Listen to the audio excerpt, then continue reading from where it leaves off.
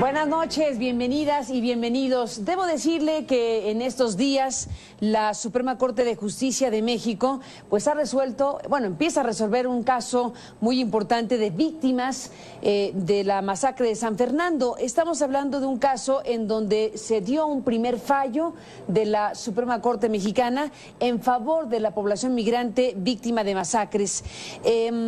La Fundación para la Justicia ha emitido un comunicado sobre el tema y habla de que las víctimas de las fosas clandestinas de San Fernando lograrán copias del expediente gracias a la resolución de la Suprema Corte de Justicia Mexicana.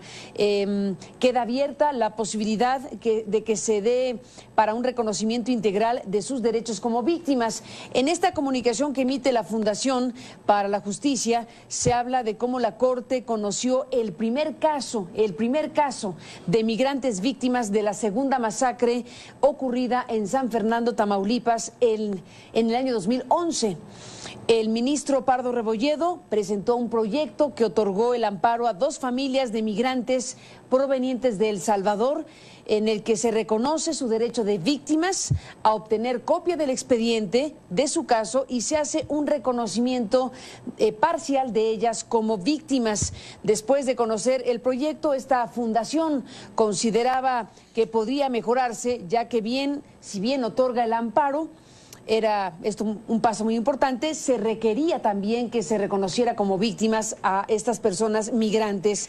El engrose queda a cargo del ministro Arturo Saldívar para incorporar modificaciones que fueron manifestadas en la audiencia pública y en la sesión privada. Este programa va a recuperar una conversación que sostuvimos en este mismo estudio con Bertila Parada de Osorio, que es la madre de una de las personas precisamente que fallecieron en estas circunstancias y cuyos restos fueron encontrados en estas fosas clandestinas. En esta conversación que sostuvimos en este programa antes de la resolución que estoy comentando con la Corte, Ana Lorena Delgadillo, directora para esta Fundación de la Justicia, también estuvo aquí en este estudio y ambas hablaron de las expectativas que tenían precisamente sobre lo que la Corte resolviera. Así que daremos paso a esta conversación que está ubicada en tiempo y circunstancia previo a esta resolución de la Suprema Corte Mexicana. Hay que esperar ahora a que el ministro Saldívar incorpore modificaciones y veremos un siguiente proyecto que esta Corte resolverá. Por lo pronto, muy importante es que este es el primer fallo en donde se dicta una sentencia a favor de la población migrante víctima de masacres y pues este tema tiene que ver con las masacres ocurridas en San Fernando, Tamaulipas. Dejo pues esta grabación en donde hablamos con doña Bertila y con doña Ana Lorena Delgadillo sobre este tema para usted. Quisiera iniciar, Ana Lorena, contigo, para que nos describas y nos narres exactamente cuál es el contenido y cuáles son los ejes de este caso. Bueno, primero hay que recordar que este caso corresponde a fosas clandestinas localizadas en San Fernando en San Fernando, Tamaulipas, en abril de 2011. Tú recordarás que se localizan 47 fosas clandestinas con cerca de 193 restos y que ahí, digamos, en un principio las autoridades, sin ni siquiera haber examinado los restos, comienzan a decir que no había migrantes. ¿Esto por qué? Recuerda que había habido una masacre antes, la masacre de los 72, meses antes, en agosto de 2010. De muy alto impacto la masacre de San Fernando, Tamaulipas, claro, los 72 migrantes. En el mismo municipio.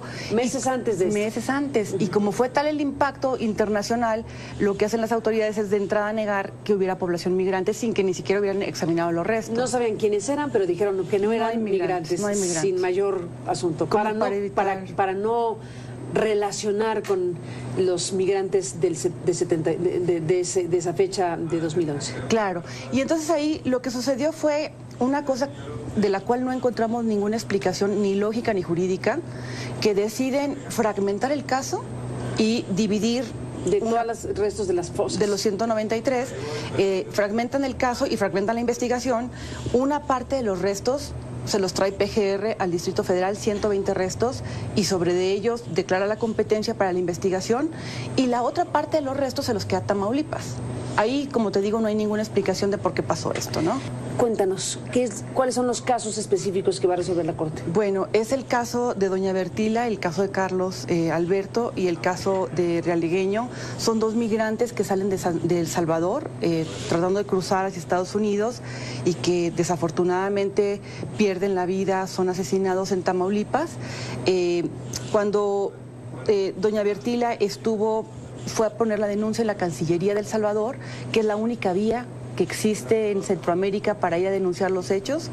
Se pone la denuncia, se le toma la muestra del ADN. En ese entonces el equipo argentino ya estaba trabajando también en Centroamérica, formando con los familiares y con las instituciones bancos forenses. Entonces, en este esfuerzo de bancos forenses se le toma la muestra a doña Bertila y a su familia, y después ella en diciembre tiene una llamada de la Fiscalía de El Salvador diciéndole que, diciembre de 2011, que habían localizado los restos, ¿no? Que estaban al parecer en San Fernando, Tamaulipas, y que ella tenía que ir a firmar los documentos, ¿no? Entonces ella lo que pedía era que pues se le dijera cómo los habían identificado, ¿no? Y que tuviera acceso a la información.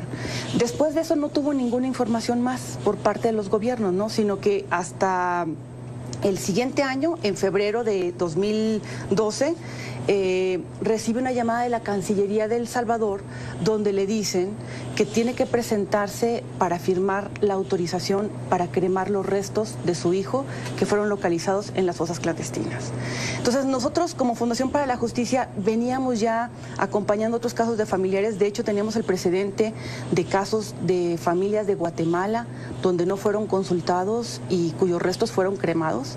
Ahí se había puesto una solicitud de medidas cautelares a la CNDH para que tratara de evitar la cremación de los restos y no sucedió absolutamente nada. O sea, la CNDH no hizo nada para evitar que esos restos de los guatemaltecos fueran cremados, y sabemos el grave impacto que trae para las familias esto. En ese momento, cuando la señora Bertila recibe la llamada de Cancillería de El Salvador, casualmente nosotros estábamos en El Salvador documentando casos, y entonces lo que dijimos es, pues vamos a promover un amparo.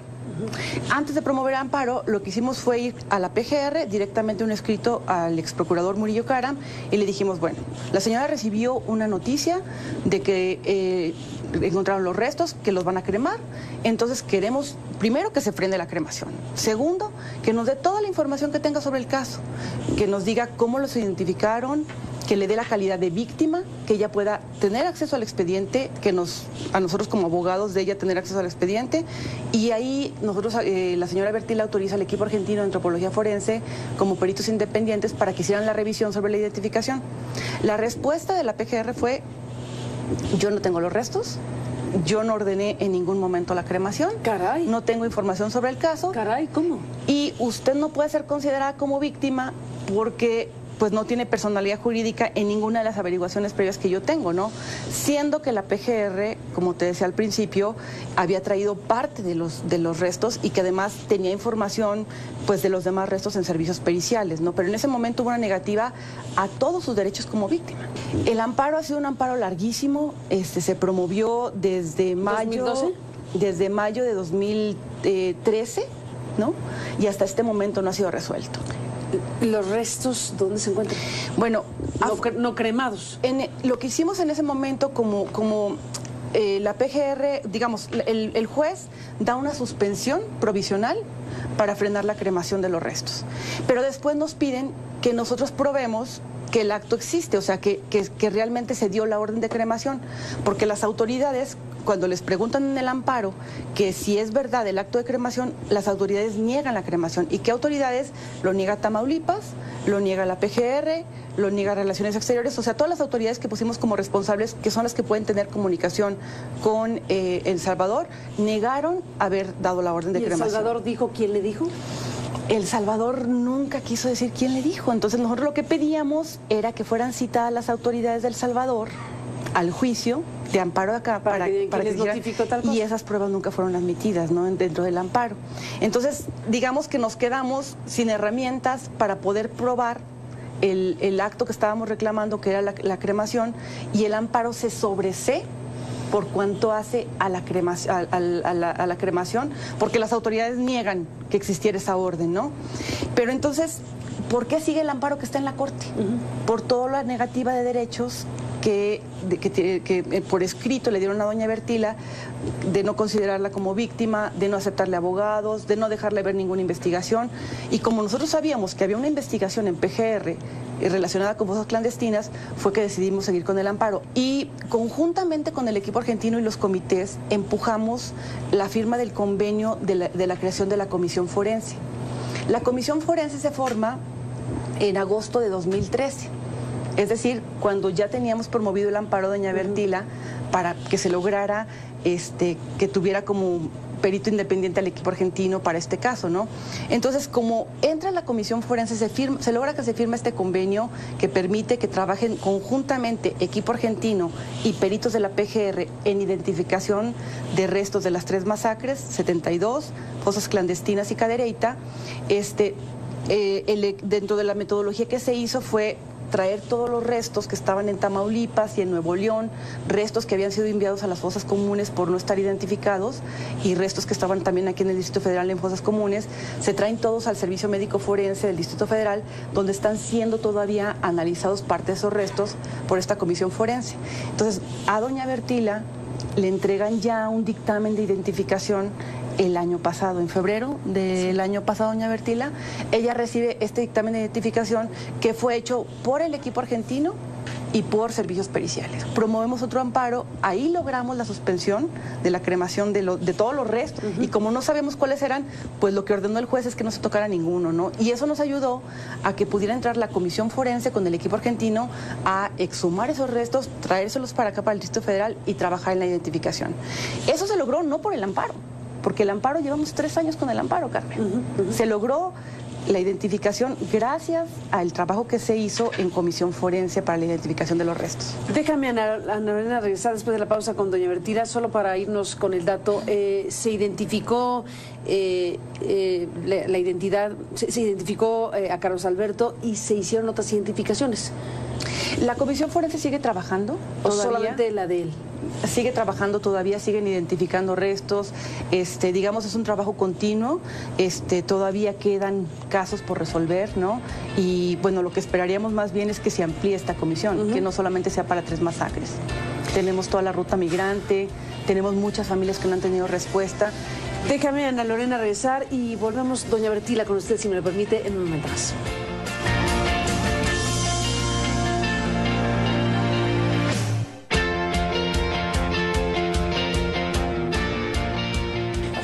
Regresamos en esta conversación. Ana Lorena Delgadillo, directora de la Fundación para la Justicia, y doña Bertila Parada de Osorio, madre de Carlos Alberto Osorio. Bueno, hemos escuchado desde la perspectiva jurídica.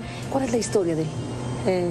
Pues él salió un 17 de marzo del 2011 de El Salvador, camino a Estados Unidos, y pues el deseo de llegar a Estados Unidos era para ayudar económicamente a la compañera, que le faltaban 2 meses para que tuviera un bebé, y también para ayudar a sus padres. Fue el motivo por el cual él tuvo que migrar para Estados Unidos. Pero el día 27 de marzo de 2011 él me llama, y que está en Monterrey, a tomar un bus para la frontera. Y también llama a su hermano y le dice que ya compró el boleto para el autobús. Pero el siguiente día que alguien lo esperaba, pues ya nunca llegó a su destino. Y pues esa fue la etapa más dura, no saber nada y saber el lugar a donde había desaparecido. Habíamos oído de la masacre de los 72 y pues nada, no nos parecía bueno aquello de que no tener noticias de él. La última noticia fue entonces: estoy por tomar un autobús. Sí, en Monterrey. En Monterrey. Sí. ¿Rumbo a alguna ciudad de los Estados Unidos? Frontera. A la frontera, para Sí. pasar a los Estados Unidos. Sí. Ninguna señal, nada, nunca más. No, nunca más. Pusimos la denuncia en El Salvador a los 8 días de desaparecido él, en Cancillería, y pues nos quedamos esperando noticias, pero no fue hasta 1 año y 9 meses que me llamaron de Fiscalía El Salvador de que habían encontrado unos restos. A nosotros nos habían hecho ADN 6 meses después de él desaparecido.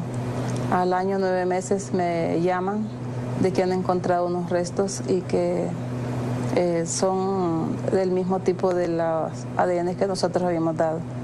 Pero yo siempre quería ver algo, si era él, una foto, su ropa. Yo decía siempre y me decían, no, son muy fuertes las imágenes. No me importaba, quería saber si era él.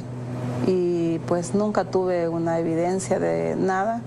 Y luego nos mandan a Cancillería para la repatriación. Fue un momento muy difícil, pero era una respuesta, ¿verdad? Yo muerto, pero lo tenía. Luego, a los poquitos días que me llaman, que sí estaba, me llaman para que vaya a firmar unos documentos a Cancillería, que México dice que lo van a cremar sus restos.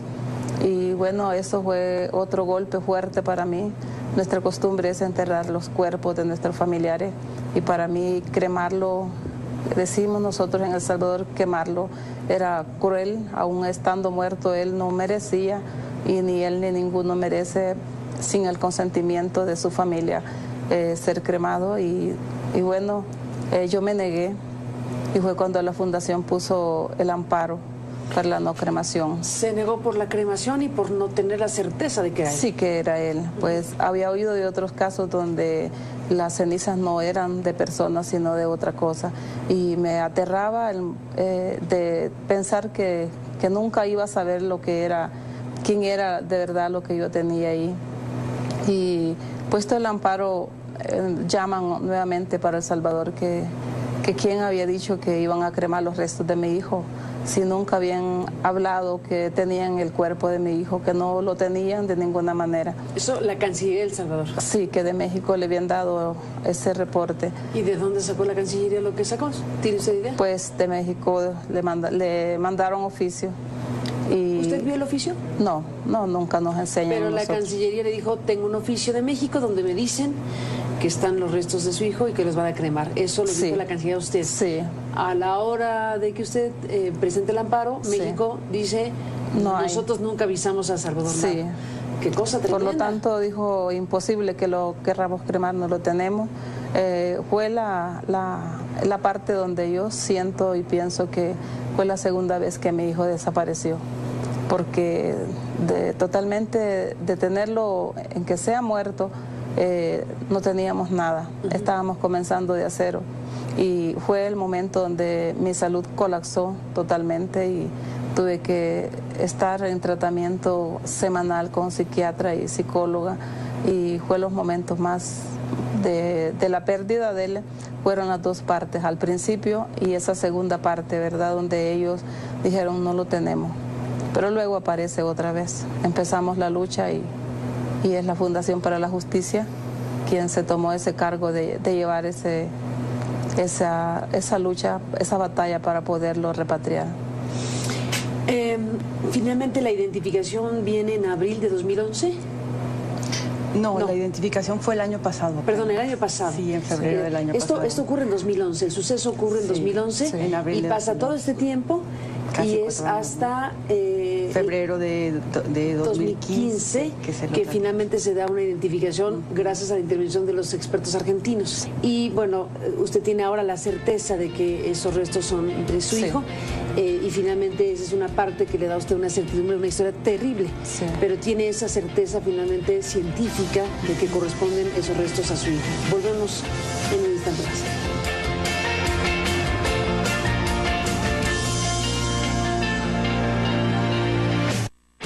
Entramos en la parte final, regresamos en un instante con Ana Lorena Delgadillo y Bertila Parada de Osorio. En un momento más.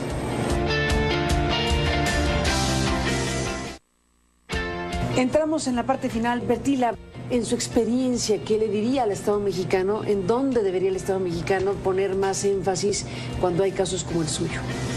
Pues yo pienso que sería la investigación y tener buenos funcionarios que estén dispuestos a esclarecer todo lo que sucedió. Lo que sucedió, lo que está en lo oculto. ¿Usted tiene una mínima idea de lo que ocurrió o seguimos sin saber qué pasó con su hijo? Sé que por las noticias que fueron policías municipales quien capturaron a mi hijo. ¿Cómo fue? Y entregado a grupos delictivos. Policías municipales nuevamente. Sí, entonces pues eso es lo que yo sé y he querido saber siempre la verdad porque al saber la verdad me voy a sentir mejor, aunque el dolor de ver perdido a mi hijo nunca lo voy a perder, nunca voy a dejar de pensar en aquellos momentos. Hay momentos de ataque, de angustia, qué pasó y cómo pasó y no hay respuesta. Las autoridades no aportan ninguna información, no dan a los representantes información alguna de qué es lo que pasó y yo no creo que no haya nada. Sí hay mucho que mostrar, pero no lo muestran. Y yo pienso ¿Cree que ocultan información? Sí, claro. Pienso que sí, porque mi hijo fue, según el expediente, mi hijo fue identificado plenamente en fechas 6-7 meses después de la masacre. Y no fue año 9 meses después que a mí me avisan de que él lo tiene. Entonces sí tienen muchísimo que esclarecer, pero a mí me piden pruebas y yo no tengo ninguna y no me corresponde a mí, sino a las autoridades mexicanas averiguar qué es lo que pasó. ¿Le piden pruebas a usted? Sí, que yo diga cómo fue que me avisaron a El Salvador que lo iban a cremar. Y yo pienso que es acá en México donde están todas las evidencias, toda la información que ellos necesitan, ellos la tienen en sus manos. El Salvador debería colaborar diciendo quién le dijo de México tal cosa. ¿No ha respondido a la Cancillería? No, usted? He tocado muchas puertas. ¿Cancillería salvadoreña?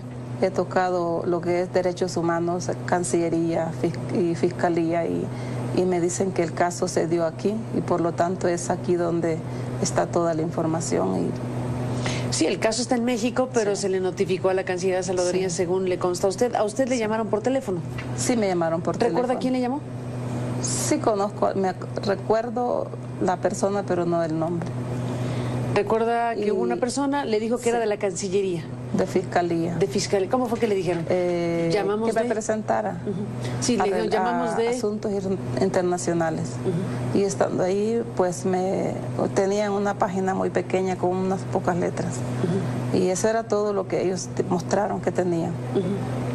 Y no había más, pues yo en la primera noticia yo dije, quiero ver evidencias, yo quiero ver algo que haya venido acompañado y me dijeron nunca ha venido más que solamente esto.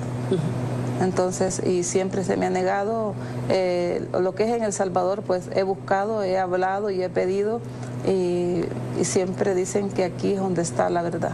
Gracias por estar aquí para contarlo. Gracias doña Bertila, por estar aquí. Le aprecio muchísimo que tenga esta valentía de exponer públicamente su situación y de llamar nuestra atención sobre una situación tan grave como la que ha ocurrido con su hijo en tierras mexicanas. Gracias por estar aquí. Gracias a Lorena por estar aquí y estaremos al pendiente de lo que siga y hablando del tema, por supuesto. Gracias a usted que nos permite acompañarnos esta noche. Buenas noches también.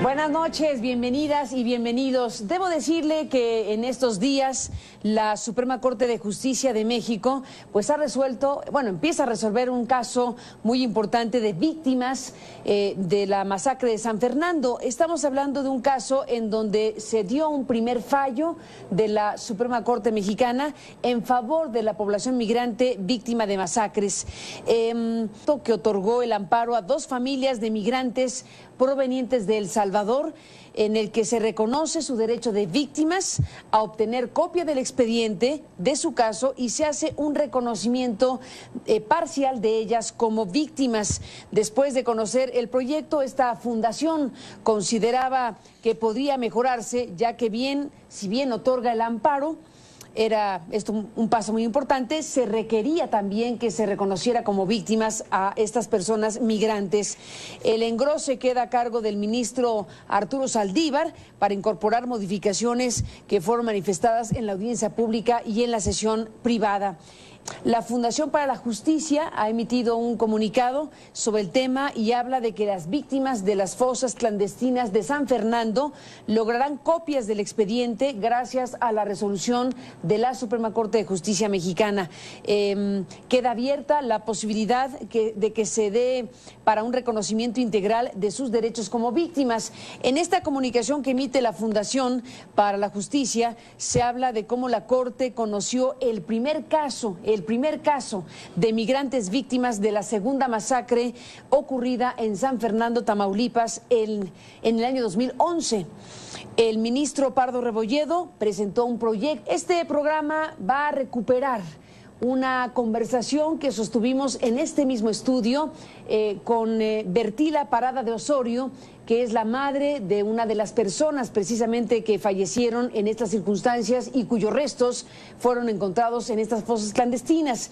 En esta conversación que sostuvimos en este programa antes de la resolución que estoy comentando con la Corte, Ana Lorena Delgadillo, directora para esta Fundación de la Justicia, también estuvo aquí en este estudio y ambas hablaron de las expectativas que tenían precisamente sobre lo que la Corte resolviera.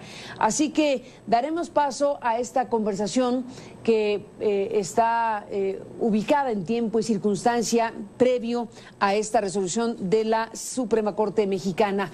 Hay que esperar ahora a que el ministro Saldívar incorpore modificaciones y veremos un siguiente proyecto que esta Corte resolverá. Por lo pronto, muy importante es que este es el primer fallo en donde se dicta una sentencia a favor de la población migrante víctima de masacres y bueno, pues este tema tiene que ver con las masacres ocurridas en San Fernando, Tamaulipas. Dejo pues esta grabación en donde hablamos con doña Bertila y con doña Ana Lorena Delgadillo sobre este tema para usted. Quisiera iniciar, Ana Lorena.